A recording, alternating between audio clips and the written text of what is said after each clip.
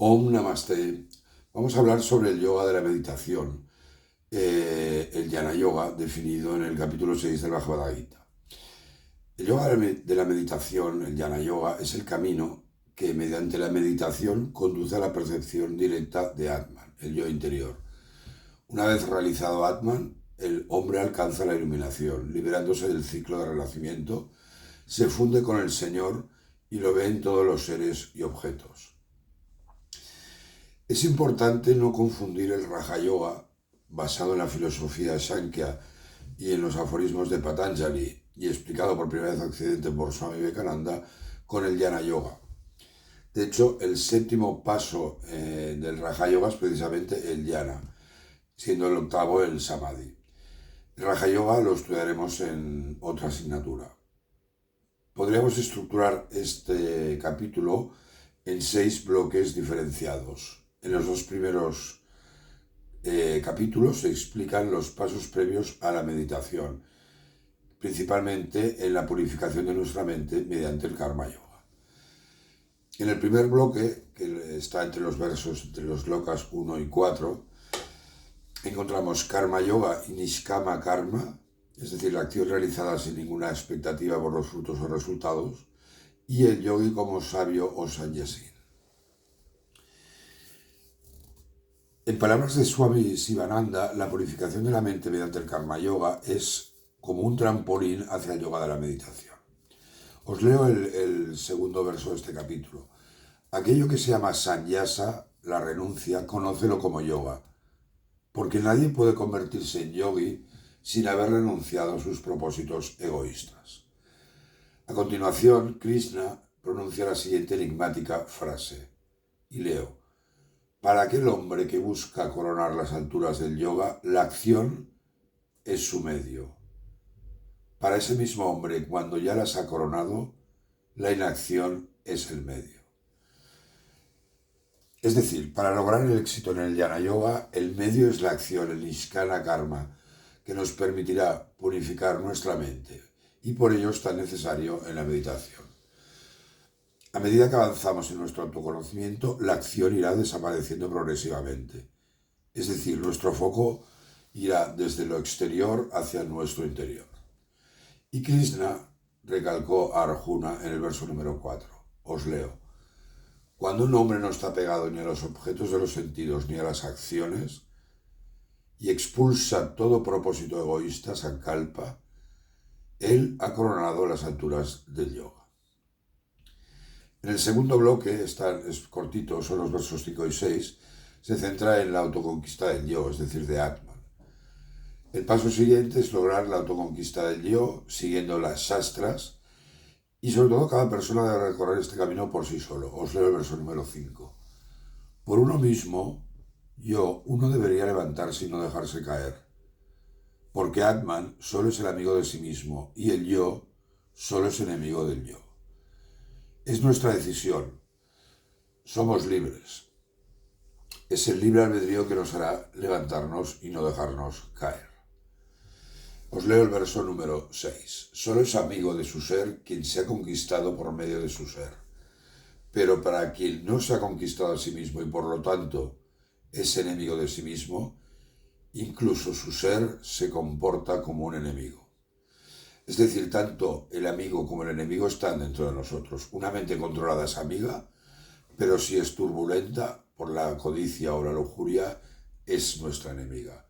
Solo cuando hayamos sido capaces de purificar nuestra mente, liberarla del deseo y los sankalpas, nos liberaremos de las cadenas de la acción. Y es entonces cuando podremos meditar en Atman. El tercer bloque lo encontramos en los versos 7 y 10 y nos define el perfil del yogi que se ha conquistado a sí mismo. Si hemos logrado conquistarnos a nosotros mismos, controlando la mente y los sentidos, alcanzaremos un estado de calma, pudiendo liberarnos de los pares de opuestos, de las dualidades. Os leo el verso número 7. Quien se ha conquistado a sí mismo y que descansa en perfecta calma, la paz del Ser Supremo, su yo, su mente, está completamente tranquilo, tanto en el frío como en el calor, en el placer y en el dolor, en el olor y en el desolor. Y así logramos armonizarnos con el yoga. El yogi que está plenamente satisfecho por la sabiduría y el conocimiento discriminativo, que es firme como una roca, que ha dominado todos sus sentidos, y para quien un pedazo de tierra, una piedra y el oro son lo mismo, está armonizado por el yoga. En el verso número 9 observamos un mensaje muy similar al amad a vuestros enemigos del cristianismo. Os leo: sobresale quien considera tanto al amigo del alma, al amigo, al enemigo, al extraño, al extranjero y al aliado, igual que al santo y al pecador. Y Krishna concluyó este apartado definiendo este estado yógico. Deja al yogi que, practicando Jnana Yoga, centre constantemente su pensamiento en Atman, permaneciendo solo, en un lugar determinado, con la mente y el cuerpo bajo control, liberado de deseos y pasiones, y sin recibir nada de los demás.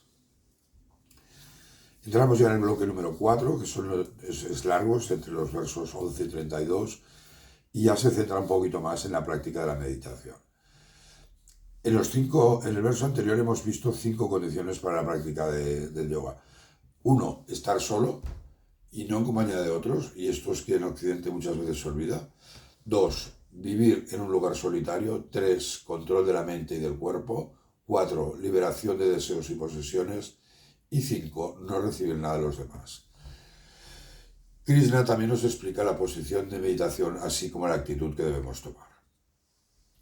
Os leo: manteniéndose firme, sosteniéndose el tronco, el cuello y la cabeza en línea recta e inmóviles, fijando sus ojos en la punta de la nariz y sin mirar a su alrededor, con el espíritu tranquilo, libre de miedo, firme en el voto de Brahmacharya, manteniendo su mente controlada, el yogi debe sentarse con todos sus pensamientos en mí, absorto en mí.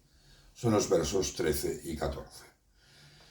Según el Gita, el objetivo final de la meditación, y es algo que en Occidente de nuevo volvemos a olvidar muy a menudo, debería ser la unión con Atman y a través de ahí la unión con el Señor. Y así nos lo explica en el verso 15. Con la mente controlada, el yogi se une a Atman, gana la paz que culmina en el nirvana, la paz que está en mí. Krishna aconsejó también a Arjuna que el aspirante debe practicar la moderación. Y cito: el yoga no es para quien come demasiado ni para quien ayuna demasiado. Esta moderación hay que practicarla en nuestros hábitos diarios, en comer, en dormirnos, divertirnos, etc. Y también evitar las dualidades. Os leo el verso 17. Para quien es disciplinado en la alimentación y el entretenimiento, en el esfuerzo de todas las actividades, en el sueño y en el despertar, el yoga se convierte en un bálsamo para sus males. Y Krishna volvió a darnos una nueva definición de yogi. Leo: cuando el propio pensamiento completamente controlado permanece firmemente en Atman, cuando uno está libre del anhelo de todos los objetos del deseo, entonces es un yogi. Perdón. La moderación nos permite canalizar toda nuestra energía para meditar en Atman. Cuando logramos trascender a los sentidos y al intelecto, entonces nos hundiremos con Atman. En este estado ya no caeremos de nuevo en las redes de la ignorancia. Y os leo el verso número 19. Como la llama de una vela que no flamea en un lugar sin viento, así es un yogi, con su pensamiento controlado, tratándose de unirse con Atman. Y Krishna nos asegura que el yoga es el camino para frenar los pensamientos, y entonces es el estado de Atman contemplando a Atman. Y os leo el verso 20. Donde el pensamiento, frenado por la práctica del yoga, cesa por completo, donde un hombre se siente contento en su interior, es Atman contemplando a Atman. Y nos da una nueva definición de yoga en el verso número 23. Este estado debería conocerse como yoga, la unión con el Supremo, la desunión de toda unión con el dolor. Reflexionar sobre esta frase que es profunda. Consecuentemente, esta unión conduce a la visión del Señor en todos los seres y criaturas. Algo maravilloso. El hombre centrado en el yoga mira a todos de forma imparcial, viendo a Atman en todos los seres y a todos los seres en Atman. Por favor, reflexiona sobre la importancia de este verso. Yoga significa unión, unión con Atman, la fusión del yo individual con Brahman. Me voy a permitir leeros una pequeña reflexión de Swami Vivekananda, porque es interesante. Dice, si hay algo en el Gita que me apasiona, son estos versos, la auténtica enseñanza de la enseñanza de Krishna. La auténtica esencia de la enseñanza de Krishna, perdón. Quien ve al Señor Supremo morando por igual en todos los seres, el imperecedero, en las cosas que perecen, él ve en verdad. Porque al ver al Señor como él mismo, presente en todas partes, él no destruye el yo por el yo, y así alcanza la meta más alta. Así el yogi ya no diferencia entre justos o injustos, entre el oro o una piedra. Krishna nos describe el efecto de la unicidad en los versos 30 y 31. Quien me ve en todas partes y a todo en mí, nunca desaparece de mí, ni yo de él. El yogi que, anclado en la unidad, me adora habitando en todos los seres, vive y se mueve en mí, sin importar cómo viva o actúe. Y ya entramos por último en el penúltimo de los bloques, el bloque número 5. Son 4 versos entre el 32 y el 36 y se refiere al autocontrol de la mente y el yoga. De hecho, Arjuna tenía una duda. ¿Es posible involucrar nuestra mente constantemente en el Ser Supremo, ya que, según Arjuna, la mente es por naturaleza inquieta, algo que todos podemos comprobar? Y la pregunta de Arjuna era, Arjuna, dice, no veo, oh Krishna, como este yoga que me has expuesto, basado en la ecuanimidad, pueda ser inquebrantable, porque la mente es inconstante. Y Krishna afirmó que por la práctica constante del yoga del desapego se puede controlar. Y enfatizó de nuevo en el autocontrol. Sin autocontrol, el yoga es difícil de alcanzar, pero con los medios adecuados, el alma disciplinada puede alcanzarla si se esfuerza por lograrlo. Y ya por último entramos en el sexto bloque, en los slokas 37 a 47, y se refiere al destino de quien tiene fe pero se aleja del yoga. Y Arjuna tenía otra duda ahora, que es ¿qué ocurre si un buscador con fe y sinceridad no logra realizar el Señor, cito, porque su mente se aleja del yoga?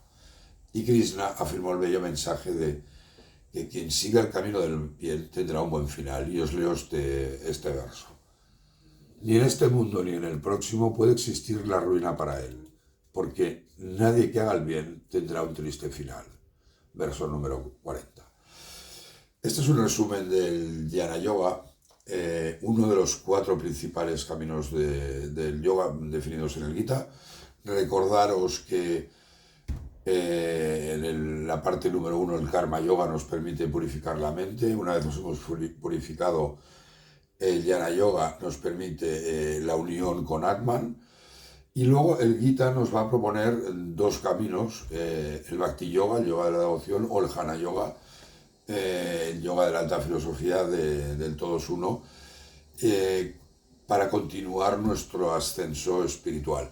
De todas maneras, también hay que decir que hay gente que no lo considera en sí mismo un camino de Jnana Yoga, pero casi todos los comentaristas del Bhagavad Gita afirman que el Jnana Yoga es uno de los 4 caminos principales del yoga. Y os recuerdo, no confundáis este yoga, el yoga de la meditación, el Jnana, con el Raja Yoga. El Raja Yoga vendrá mucho después, y uno de los pasos del Raja Yoga, el penúltimo, va a ser precisamente el Jnana Yoga. Muchísimas gracias, Namaste.